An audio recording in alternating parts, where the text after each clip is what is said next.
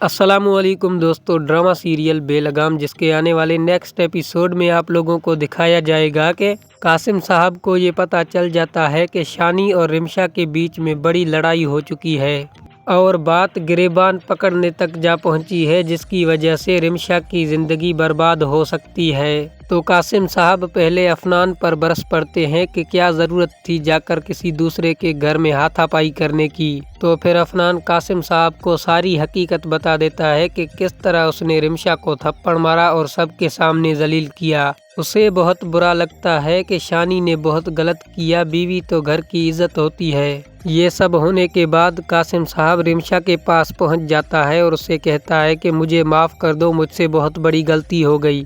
मुझे इंसानों की समझ नहीं थी, मगर मुझे ये यकीन था कि वो तुम्हारे अपने हैं, तुम्हारे अच्छी तरह से ख्याल रखेंगे। लेकिन अब मुझे पता चला कि उन्होंने तुम्हारी ज़िंदगी बर्बाद कर दी है। मैं अफनान की तरफ से भी तुमसे माफ़ी मांगता हूँ, तुम अफनान को माफ़ कर दो। रिमशा कहती है कि मामू जान, आप कैसी बातें कर रहे हैं, आप क्यों शर्मिंदा हो रहे हैं। अफनान ने उस वक्त वही किया जो उसको ठीक लगा।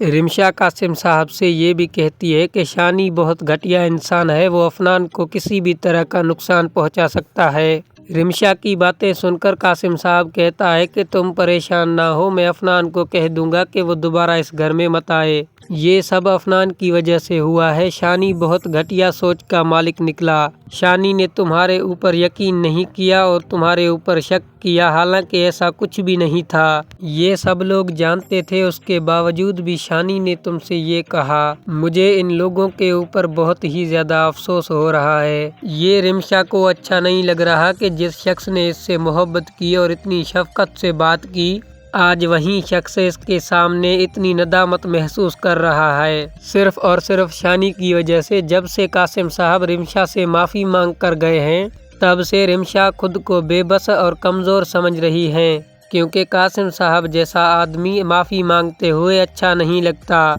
दोस्तों, अगर वीडियो पसंद आया है तो इसको लाइक करना ना भूलें, और अगर चैनल पर नए हैं तो इस तरह के मज़ीद ड्रामा रिव्यूज़ के लिए हमारे इस चैनल को सब्सक्राइब करके बेल आइकन के बटन को ऑल पर सेट कर दें। शुक्रिया।